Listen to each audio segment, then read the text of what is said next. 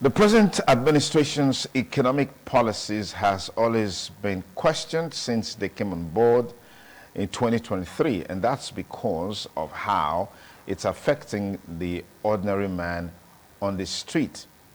In today's program, our focus will be on federal government's policies and its impact on the populace.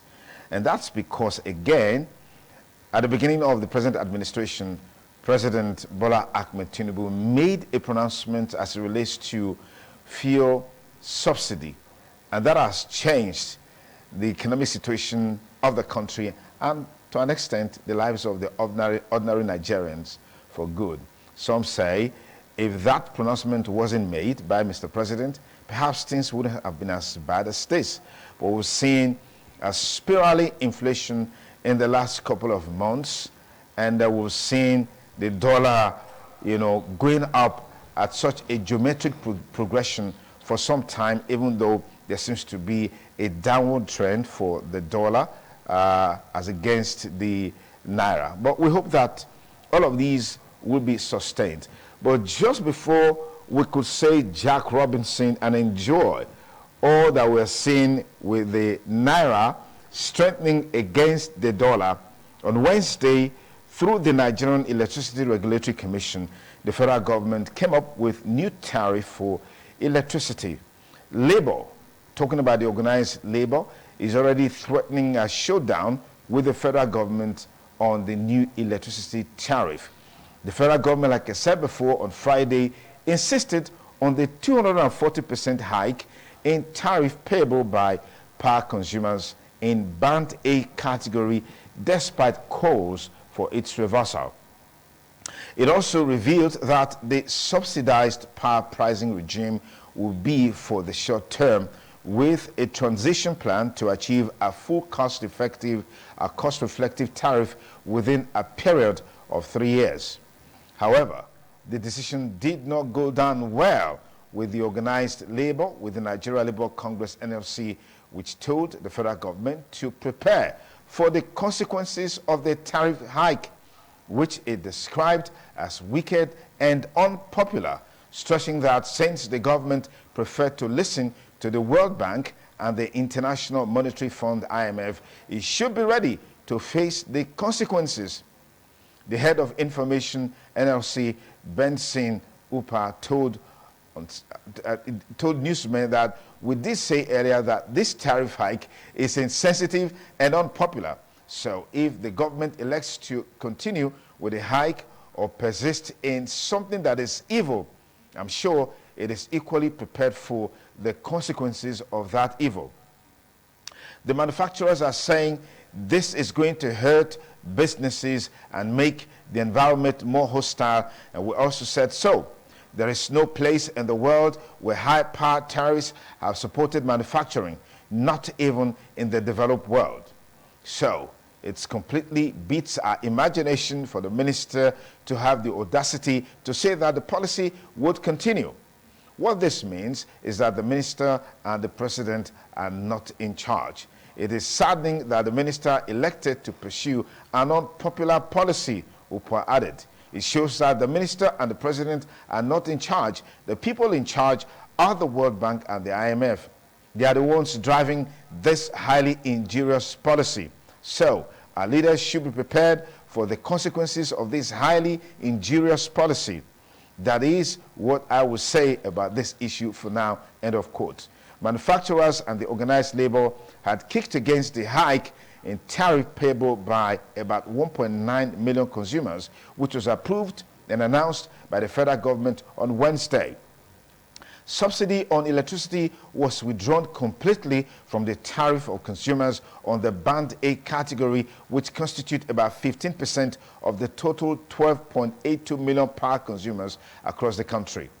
The government announced the hike in electricity tariff at a press briefing in Abuja by NEC, adding that those affected will pay 225 naira per kilowatt per hour, up from the previous rate of 68 naira per kilowatt per hour, representing about 240% increase.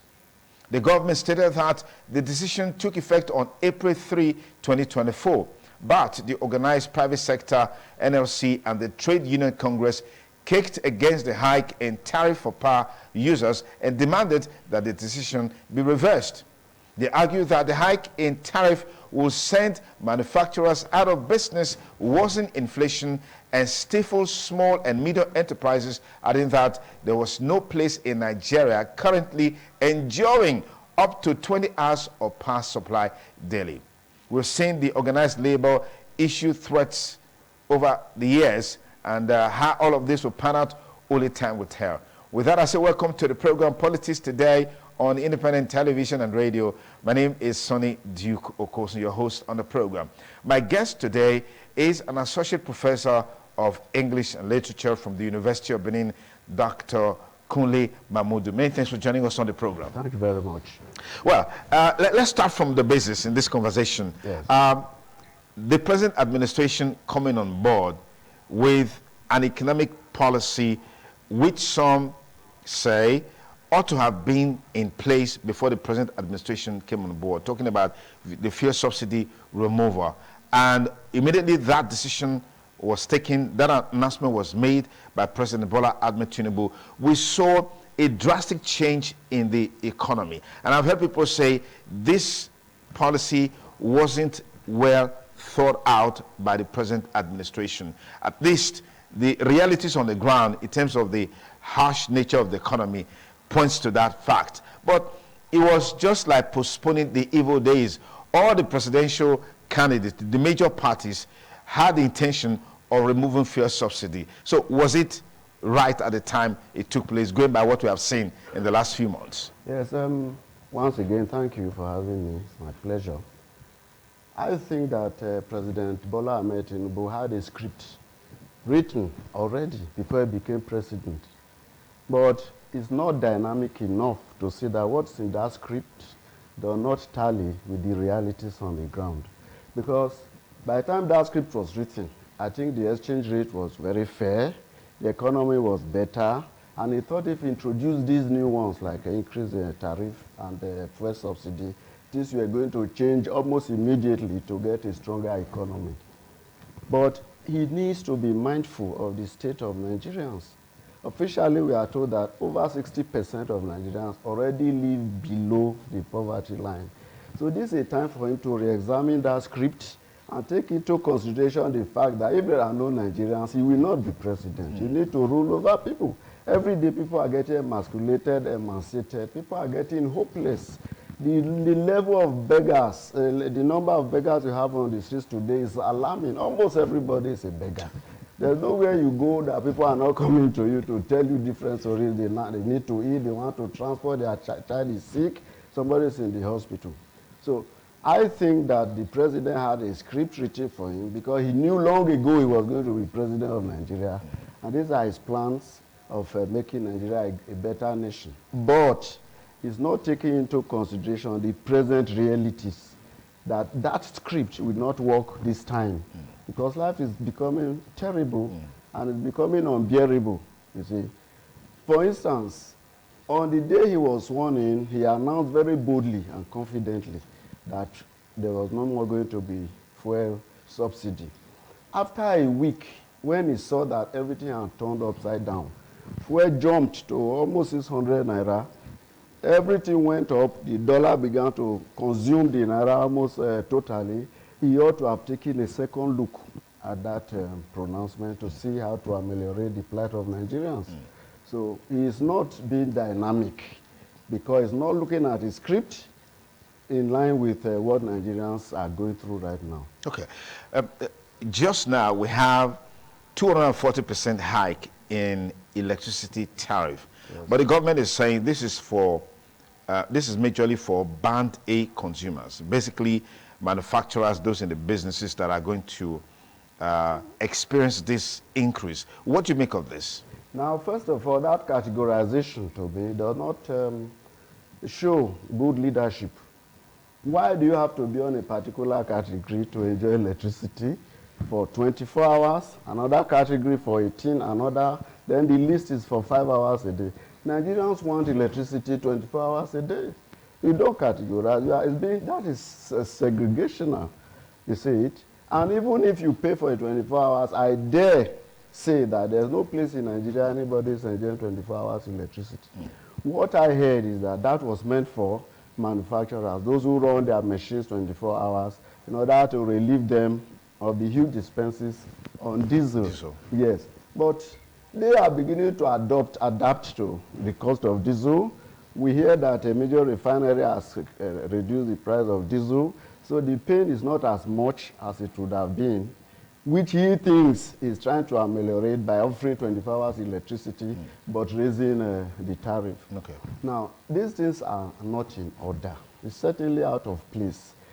Nigerians are still smarting from the increase in petrol prices, and then you just remove another subsidy.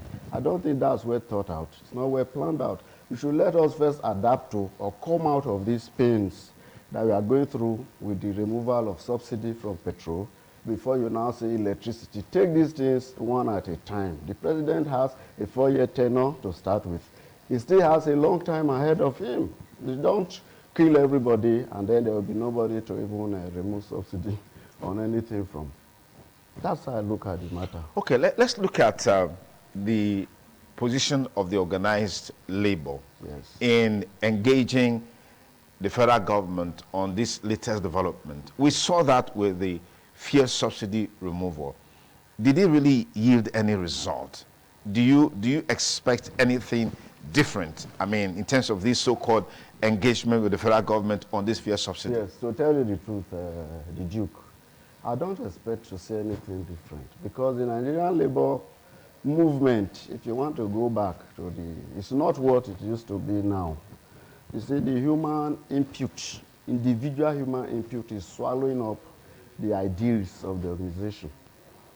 NSC has called on workers to lay down tools many times. Just when we are preparing not to go to work because your leader says you shouldn't go on, you hear that the strike has been called off. Because a few people have been, to use the word, settled. You want to kill the country, will it fall on your head? Your brother is there and that. You people should call off this strike, and then it fizzles out. NSC in recent time has become a joke box when it comes to calling strikes. Nobody respects, or people will tell you, let's bet there's not going to be a strike. They will see them tonight. And it has always worked out. That side has always worked out. So I don't expect that anything will work out this time. I don't. Except there's a new NLC under a new management. Okay. Yes. I read critically some of the developments as it relates to some of these policies. For example, the NLC is accusing government of playing the script of the international bodies like the World Bank and the IMF, as it were. Yes. If, for example, the three major political parties, their presidential candidates, had actually planned to implement some of these policies, would it be correct to say the present government is acting the script of these international bodies? The action that they are taking now, isn't it reflective of the current economic realities globally? Yes, the IMF, International Monetary Fund, and the World Bank, they have always been two big organs of imperialism. In fact, from time, they have always led our leaders to take such anti-human postures on matters. It's still going on, and it will go on. Someone wants to become the president of Nigeria, you go abroad. You go to Chatham House, for instance, for endorsement. And then once you have undertaken to obey and be loyal and be submissive to those ex-colonial masters, then you are good to go. You know you come and be president. What does the IMF tell Nigerian governments? You don't need universities to start with. You don't need universities. You don't need universities. You don't need universities. But they have universities there. No, but for us, they say we don't need universities. What are you doing with universities? Train them to a level where they can read and write. Then send them into production. You have good arable plants. Let them go and farm. If they must go to university, send them to Europe. Send them to us where they will get good education. Yes, that's how it is being. They say they don't need universities. That's the truth. That's at that level. And then the NLC itself, I must say this. What's the difference between NLC and a political party today? NSC that openly went to the Nigeria Labour Party Secretariat to physically attempt to throw out the chairman that a party belongs to them. What is your interest at that level in partisan politics? We are not saying you didn't have a hand in the forming of Labour Party, but why do you come out in such broad daylight to show that there's a disagreement between the ESCO of NSC and the party? Just now that Nigerians are beginning to see a party that they could rely on. Why are you throwing your own baby with the bathwater away on the streets? So I don't think that NSC of today has the moral rights to tell us some of these things. If NSC leadership as it is today is promised leadership of Nigeria, they too will do the same bidding of the World Bank and the IMF. Now, do you think we should continue to listen to these international bodies, IMF and the World Bank, in terms of the policy Our initiative? leaders listen to them, because to become a president, you listen to them. To be able to get there, you have to listen to them. But you need international support to have a virile government, a stable economy, and all of that. To tell you the truth, the Duke, these people don't mean well for us. We have taken a lot of studies in imperialism and neo-colonialism. It's always gain, gain, gain. What do we get from these people? And what do we get from Africa? They don't mean things to work well for us. They do not. I tell you the truth. We have seen clips, we have listened to, we have read published books by people confessing of what they have been doing with Africa and what they will continue to do with Africa. And so to get those dreams actualized, they always rely on leadership. They take our leaders abroad, brainwash them, offer them mouth-watering gifts or projects or whatever, and then those ones turn on us. Why is it that nobody cares to give us good life, a good life as Nigerians, as a leader, from one hurt to another, to another, to another? When will the president say, no, this is too much now, our people are suffering? For now, there will be no school fees for so years.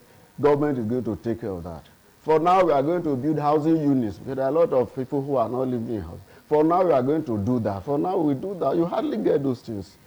Because hardship, as the colonial masters have directed them, yes, so that they can use the opportunity to siphon our resources to their land. What's your take on the present administration's disposition towards cutting cost of governance against the background of some of the development that emerged from the 2024 budget from the National Assembly, leading to the suspension of a principal officer in the National Assembly? Yes. Now, for us to believe that government is really interested in cutting costs, you must start with the three arms of government. It's not to say that, well, I will now travel with 10 people as against the 20 I used to travel with. What comes out of that? What is the remuneration of a political office holder in Nigeria? And is it commensurate with the work that they do? That's what we should be asking. The salaries are too fat for people in government. If you begin to reduce them and you begin to drop some officers you don't need, then we know that you are really interested in cutting saving costs. They tell you in public what they are doing, but in private, money is moving. So I don't believe, there's no sincerity in that the president's wife can only now go with 10 people on her entourage as against 20 that it used to be. Will you and I be there at the point of departure to count who is going? No, we will not be there. So it's just information so that we say, oh, now they are doing something. Let us hear that a senator is now receiving 1/4 or less or more of what he or she is receiving now. Let us hear that a House of Reps representative is now earning this. Let us know how much the president earns. Then we say now they are serious. Okay. Yes. If you just join us, it's still Politics Today on independent television and radio. The focus of our discussion is to review some of the policies brought forth by the present government under President Bola Ahmed Tinubu, beginning with the fuel subsidy removal, and just now with the plans to remove to increase electricity tariff. As a matter of fact, that has taken effect since April 3, according to the Nigerian Electricity Regulatory Commission. But reactions are coming from the manufacturing sector as well as the organized labor, that this new policy is going to impact negatively on the manufacturing sector. And then it brings to question, to what extent is the federal government doing feasibility study or impact assessment of these policies before they bring them forth? That's also a very critical question. Do you think that enough feasibility study is being done, enough impact assessment is being done before these policies come forward? Nigeria is not a research-based country. It's not. The only true research you find in Nigeria are the ones done in the universities that end up only on the bookshelves. Nobody looks at them. Nigeria may want to patronize someone, say we have told them to go and look at the level of poverty in the rural areas, and we have commissioned them with 200 billion naira. That's the figure they like to hear. And then that person goes out there, cooks up some records and submits and says, no, in fact, there's no poverty in Nigeria. We have gone around all the local government areas. It is what comes from the mind of the leader, not even leader. There's always one leader that they all assume is a leader. Nobody argues with. That's what they carry out in this country. With or without research, you should know that the problem of Nigeria is that we don't manufacture. Nigeria is not a manufacturing country.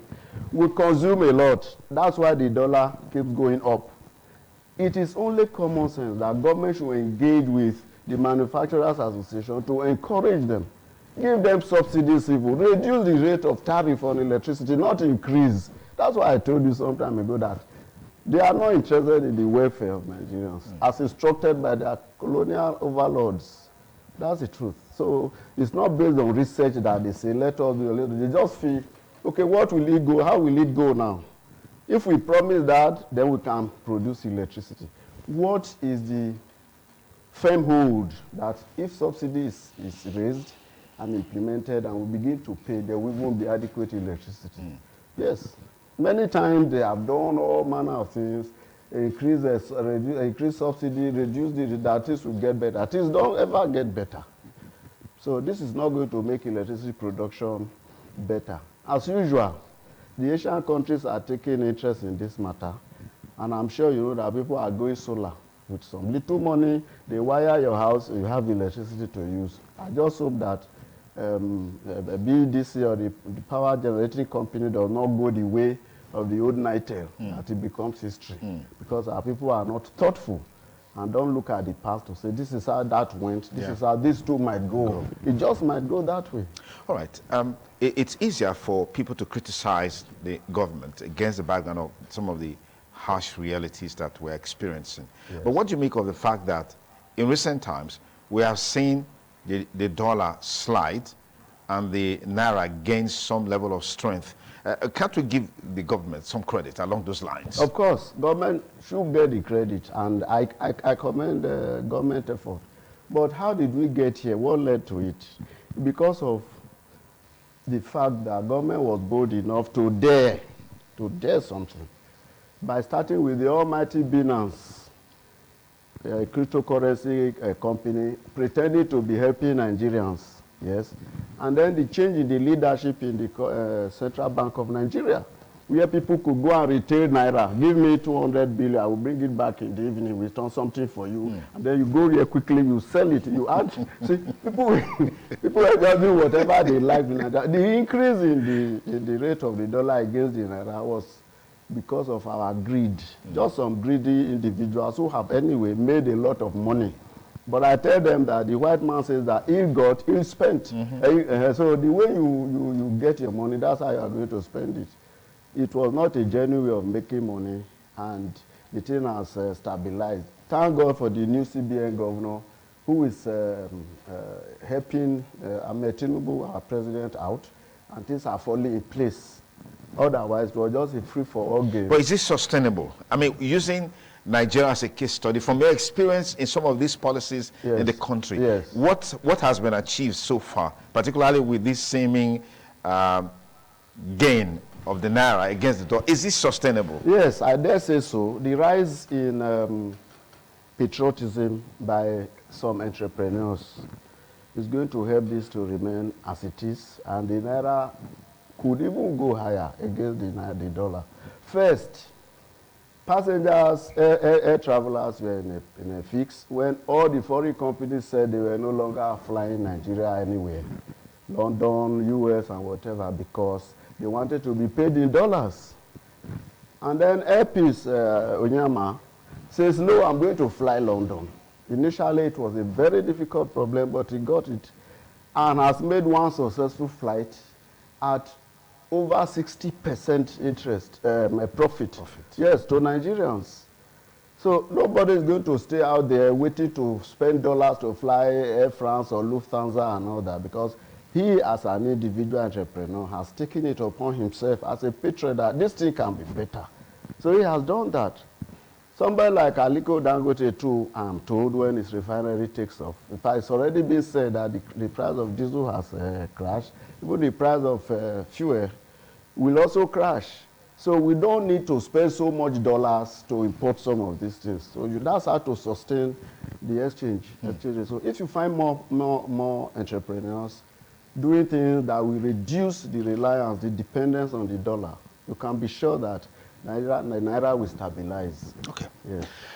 Thank you again, Associate Professor Kunle Mahmudu, for the thoughts that you shared. Yes. We'll take a quick break. After the break, we'll be back with you to continue our conversation on a review of federal government policies and their impact on the populace. For most people, emphasis is always on what the federal government is doing or what the federal government is not doing.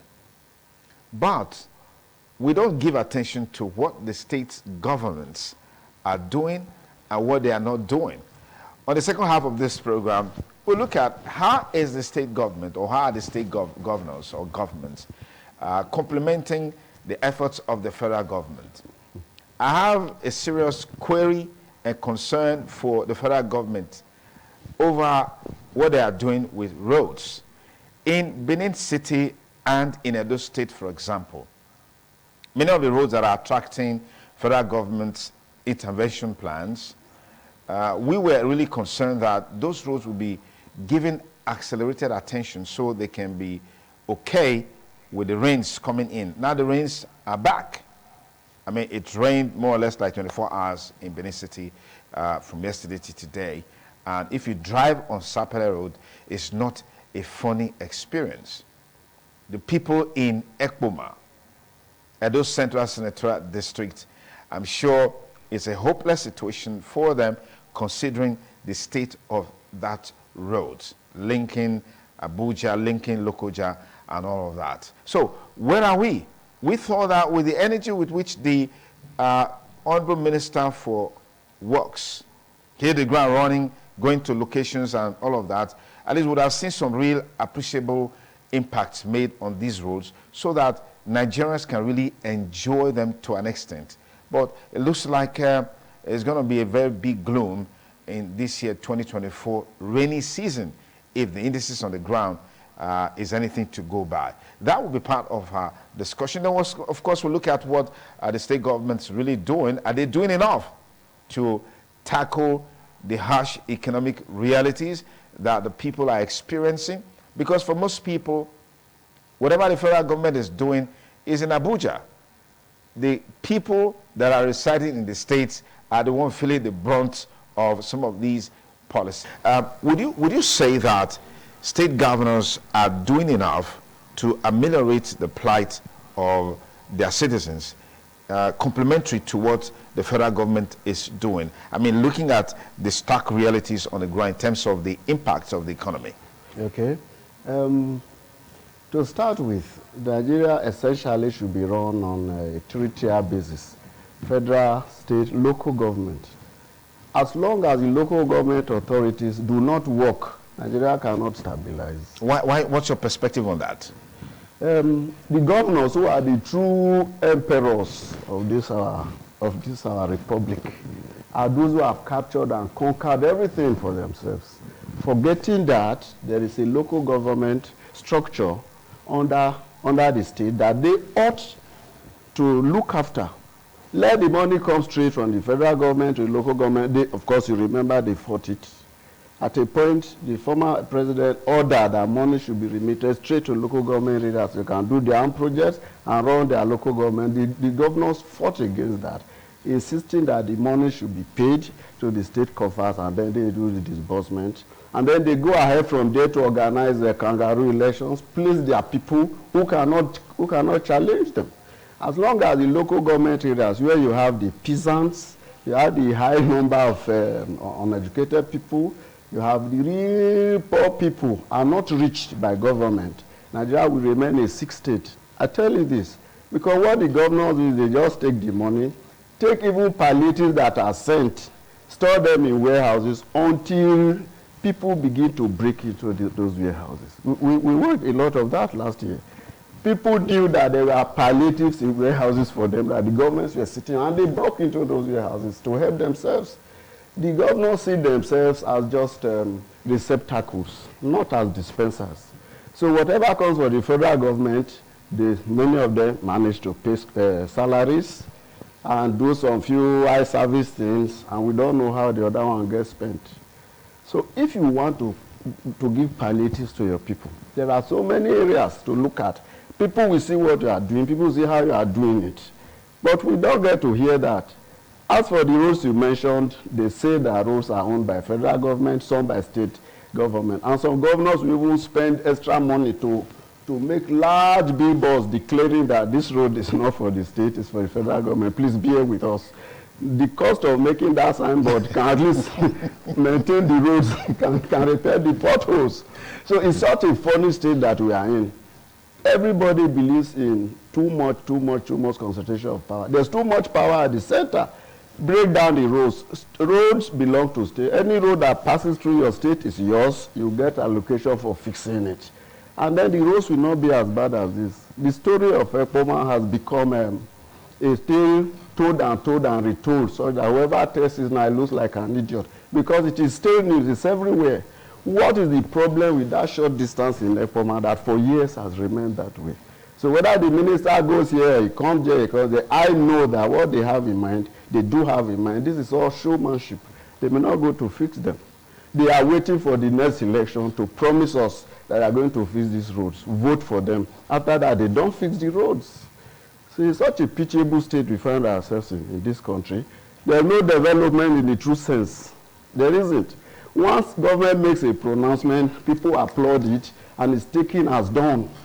So we are going to dualize Benin to Abuja Road. People clap. It is filed away as achieved. It's not done. Maybe we should stop applauding speeches because they feel we have applauded and so they have accomplished the thing. So there's no development going on. Point out one thing to say that there's development going on. Is it a government that says they fed students with so many billions during the COVID shutdown when everybody was at home? Is that development? Who was being fed in schools? Those are the kind of things they feel people want to hear. You see? So it's unfortunate that the three channels of government are not functioning. They must function. Let everybody feel. Let that farmer in the deepest part of the country going to the farm know that, yes, government knows I am here. And then what gets to me gets to me through the local government chairman or whoever. Not from there to state, and from state, you don't know how it goes. The federal government takes the largest chunk of monthly allocation, over 60% or thereabout, yes. Over 50% or thereabout, and then of course the state is next and before local government. Yes. Do you think that against the background of some of these things we're talking about, that sharing formula should be maintained? See, I think why you may think of restructuring is because it's not being properly utilized. Let the federal government pay the money for the local government straight into the local government account. Let's do this thing for 6 months, and we will begin to sing a different song. I tell you this, money meant for me, maybe you are our father, you have 6 of us as children, money meant for us from our grandfather is always all given to you. Then you look at us and say, these are not respectful. This one doesn't run errands. This one doesn't. And then you give to us different from the way our grandfather says you should give to us. Yeah. And that's just an illustration of where we are. If you do that for 6 months and it doesn't change, then you will know that we will always run from the beginning. Let the local government be a part of this country, part of the administration of this country. Let there be true democracy. Let the parties run for elections. Let those who win be made chairman, and you see how well this country will run. There's a conversation along the lines of having state police against the background of the serious security challenges that we have in the country. Yes. Don't you think that will be abused? Well, everything is subject to abuse, my dear Duke. Everything is subject. But I think it still will be better. You see, I live in this neighborhood, and we have policemen from this neighborhood watching over us. That's better. They know us. From us to those who give birth to us, to those who give birth to us. We know areas where you can find crime or criminality. We know people who are dubious. Police will then have an eye on such areas. If there is therefore the need to deploy, heavy deployment of forces to an area, maybe to quell an insurrection or whatever, then they need to obtain permission from a higher authority to be sure that they are not going there on vendetta. I think the way things are, the state policing will still do better. Now, see how insecure we are.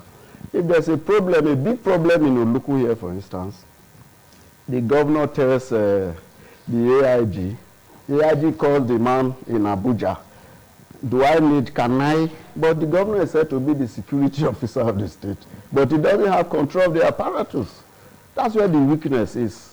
He said, let's call the police. The man says, this is above me, Your Excellency. Let me find out from my AIG. And that takes some time. That may also take some political touch before they go to take action. So let there be state police under the control of the governor, who is the chief security officer of the state. Whatever gets abused is also open for punishment. And that's the way I think we should go. All right, our studio line will be open shortly, so you can also call and be part of the discussion. Like we always say, endeavor to be civil in your language, just to ensure that you do not cast aspersion on anyone.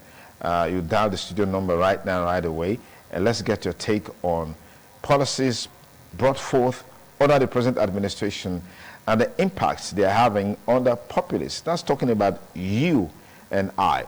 The new electricity tariff has been categorized by the federal government using the Nigerian Electricity Regulatory Commission as the vehicle to drive that. But manufacturers are saying this new hike, about 240%, will impact on the manufacturing sector and will trigger more inflation. Interestingly, the gain of the Naira is still not showing in the prices of commodities out there. Is this of concern to you, Prof?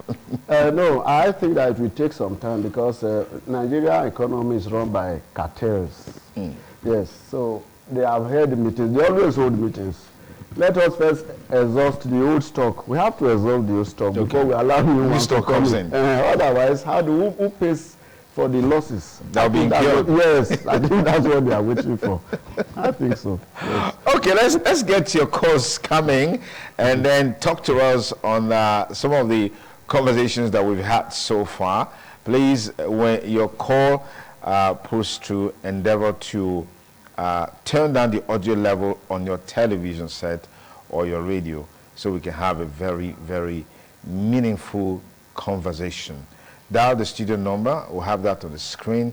08077770300. That's our studio number. If we can dial that number right now, be able to have you contribute to the program right now, right away. Hello, caller. Good morning. Tell us your name and where you're calling from. Good morning, sir. Yes, good morning. Okay. Go ahead. Thank you, sir. For the electricity, for the high, when the Nigeria, our government is doing, it will be surprising. Subsidy is gone, everything is there. Now they do carry light. Why they not even find a way at 23, maybe like this day? If the light is and the share meter for issues ash, payment. Our life not the same. And they talk about bad A, bad B. They give us information where we pay Nigeria here. Bad A, they get 20 hours in a day in Nigeria here. That will not be the thing where they're supposed to give us now. They're supposed to find the solution. Make the life day first. Because the life day, take it or leave it, the economy will find a way out to balance. When there is no power, the economy can't grow. Whether everybody take it or whether it's like it or not, there is no power, economy can't grow. See many companies where don't park, where don't run away for Nigeria. They don't go in neighboring country because of waiting, cost of production. The first thing when the government of Populace do, they will find a way out. Let the life steady day. Before you will find a way out to say you want to hide the tariff. And for the other way that you talk to, I don't forget the other one when you talk just now. That you work hard, let the life day well. If the life day well, and the life they take effect to the dollar, where they say they don't reduce from 1,000 to 1,200. You know what we get effect now, hello? Go ahead, we are listening to you. We're enjoying your conversation, yeah. You know what we get effect now, you know why? Because the diesel, the fuel, what is the transport things they call Nigeria, those ones is they high. Even though the dollar goes down to 500 naira now, if the fuel and the diesel not come down, the goods and our things in the market, you know, will quickly fall down. But to find a way how to regulate everything, make the thing come down. Una do well, thank you. Wow, that was very profound, the analysis given by that caller. I mean, from the language you could tell, you know, his level of education, but he has a very thorough grasp of the core issues as far as the economy is concerned. Yes. Make them come down. That's what he said repeatedly. But you know, things will not just come down on their own. First, the generation, electricity generation in Nigeria also has to do with the dollar, because everything is purchased. It's dollarized. So we need some bit of patience as the dollar goes down. All right, let's take this call. Hello, caller. Good morning. Tell us your name and where you're calling from. Yes. Good morning. All right, go ahead. Let me start like this. I don't know where the fragment got that word, band A, band B, band C, band F. All Nigeria needs 24 hours like first. Then you not categorize the customers that you will tax more. Because in the Western world, you tax the rich to give to the poor. But you can't, instead of forget us to the 4 hours like first. We see a band A in Nigeria in a 2 year who is getting less than 10 hours. There's no way in the dome that you can post of 18 hours like where. That is one. The issue of governors, I have said it on this platform several times that the emperors we have in democracy are governors. You see a campaign going on in Abuja, you will not see federal government denying opposition going to campaign. But you will see a state governor denying opposition going to campaign. So the democracy in the state, the level is too low. Lastly, the one of state police, I don't agree with your guess of institution. If a government wants to have state police, first, you give us local government autonomy. Two, you will give us state assembly autonomy. Three, you will judiciary will give you autonomy. You cannot get all these things and you still have state police. I wouldn't want to turn Nigeria to slave over the governors. The government has too powerful to get. So if those things have been done, the local government autonomy, the national assembly autonomy, the judicial autonomy, then you can have state police. So that we can have play to crack to. Okay. That is my take this morning. All right, thank you very much. Thank you. Our studio line is still open. Dial it 080-7777-0300. That's the studio number. Good morning, caller. Tell us your name and where you're calling from. Good morning. Good morning, sir. Good morning. Go ahead. Tell us your name. All right, go ahead. My brother, I think I feel like I have no reason at all to increase the electric tariff to even land air or bed. We are suffering. We don't have come out from the level of pay subsidy. That is tariff again. these manufacturers, they want to pay for this increment, because what they produce right now, to add this 240 increment, that will be everybody are able to pay for it. The agents of their products, we are the ones to suffer it. I don't know where we are placing for this government. It's from Hashi to Hashi. What have we done? What have we done this government?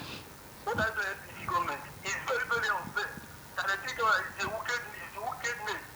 We don't know, like that, that Populace abundantly, that we see are suffering from every day to day. To every hit is problem in this country now. Every day increment, every day by day. God is watching them, they'll give account of their washing. Okay. God is showing us them. All right. Thank you for the perspective that you just shared with us. 08077770300. That's our studio line. You're next on the program. Caller, good morning. What's your name and where are you calling from? Good morning, Nigerians. Good morning, Dr. Open Secret. Good to hear your voice again. Yes, good, Dr. Open Secret, I'm sure you will oblige us to be on set with me next week, Saturday, on Politics Today, all things being equal. Yes, it would be nice to have you here. So go ahead, please. By the grace of God, today at the moment. All right, go ahead. Yes. Okay. So on the issue, first of all, I want to thank my learned brother, because not only the lawyers that because I know who are teaching them. Yes. Of course, it's a good that parties can't which they cannot grasp it. Yes. So I thank the Anoso professor here for his analysis, very, very apt and germane. So I think we are happy to come to do more often. Okay. Okay. Then having said that, I want to say that the issue of tariff, in fact, it's an intimidation on the populace. Because if they say that they are targeting the high rate people or whatever, the 4-hour people that speak about, these people at the long run, they are the ones in charge of production. Okay. They are the ones in charge of most of the services, essential services. Okay. Now we are going to come back to the masses. Now, on the issue of state police, I have been an advocate of state police because the federal police, they are more stringent. We cannot do so much. But I agree with one of the callers who just called that if we must actually agree on the issue of the state police that it is very necessary we need now. But the issue of autonomy for the local government, autonomy for the House of Assembly, autonomy for the judiciary, must all be given to all the people. Okay. Because we are trying to prove ourselves. We already know that these other tiers of government or out of government, they are already in the pocket of the executive, the governor, the state. Yeah. That is why because somebody initiate the impeachment process can be going on and immediately the committee is set up and not SY. So that is the way to go. So but Nigeria must come into production. Other food Nigeria cannot provide for ourselves. They are not in cost. Yeah. So we must reverse that cost. In the days when we used to have the boomerang, government bring tractors to the council, local government council. We go there to book. We book for days that we will come to our farm. Pay them a token.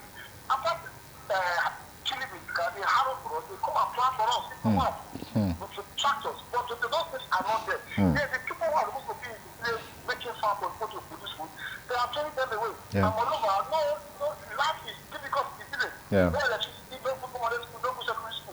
All the children, they are not in the city. They come and rent one room for them, one corner, to be going to school. These are the issues we must address. Insecurity in the forest, let the village community be conducive. Then from our farm, we have a farm settlement as well as other places. How many of government will provide? And just the government said they make farms at that time. One or two places. Then I ask them whether they do this. I know you are very special. You can read them. All right. Thank you very much, Dr. Open Secret. Good to have you on the program. Thank you. All right, we're taking our last call for today on the program. Tell us your name and where you're calling from, and then go ahead with your contribution. Hello, caller. Tell us your name and where you're calling from. The number is 08077770300. Good morning, caller. What's your name and where are you calling from? Good morning, my brother. This is USA calling from Pennsylvania. USA, it's good to have you on the program today. Go ahead, please. Thank you, my brother. My brother, my worry is this. Have you seen a country where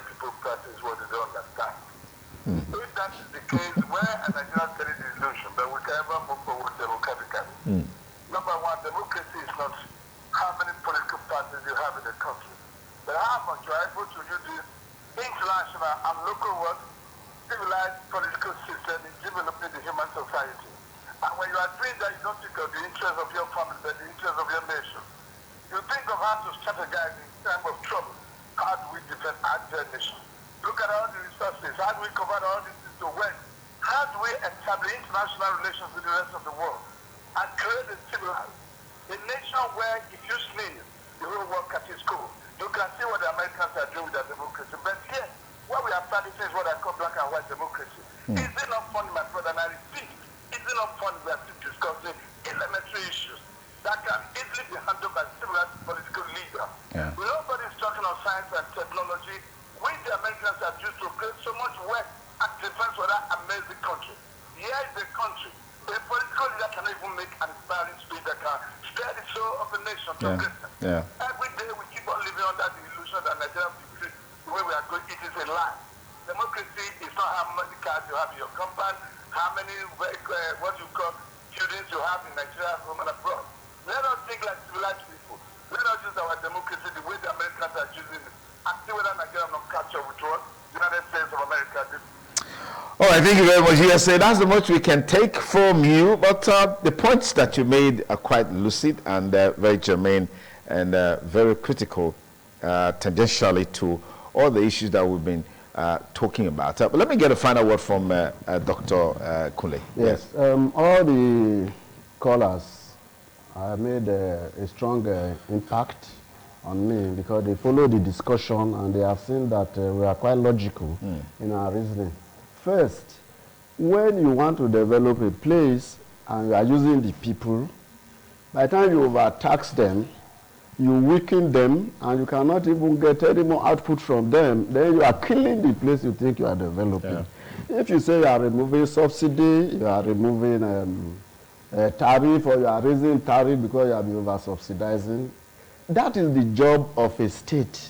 You subsidize life for your citizens so that they live well. They feel happy, they feel good, they are encouraged to join in nation building. It's not that they are enjoying too much or they are having too much fun. Let us take these things away from them. Each time any leader does that, he or she is weakening that nation. So I call on our leaders to again look at the meaning of subsidy, why you need to do subsidy sometimes, and if this is the right time for us in Nigeria. It's not the right time. A man undergoes an operation, is just recovering, you bring him back under the knife, you say he needs to remove another tumor, then you bring him back, then he could die on that table. So what I advise that everything should be cautioned. Nigeria is not expiring in the next 3 years. Let us do it cautionarily and then move forward to get a better nation. Thank you very much, Dr. Kunle Mahmood, for these very useful insights you brought to bear on the program. We truly appreciate you. And then our next time we'll invite you, you oblige us. Well, that's where we drop the curtains on the program today, Politics Today on independent television and radio. There is no doubt that the policies of the present administration under President Bola Ahmed Tinubu, it's really taking its toll on the people. And we're hoping that some of these policies will be well analyzed, proper assessment done on the impact it will have on the populace, both on the short run and on the long run, before they are implemented. The organized labor is already threatening a showdown with the government over the new electricity tariff, about 240%.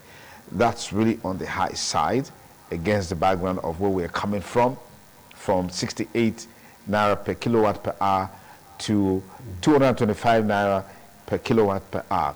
So the onus is on government to have proper engagement with the organized labor so we don't have a showdown. Like you know, when two elephants fight, the grasses will always suffer. And it looks like we are pandering towards policies by IMF and the World Bank, which is really not helping the country.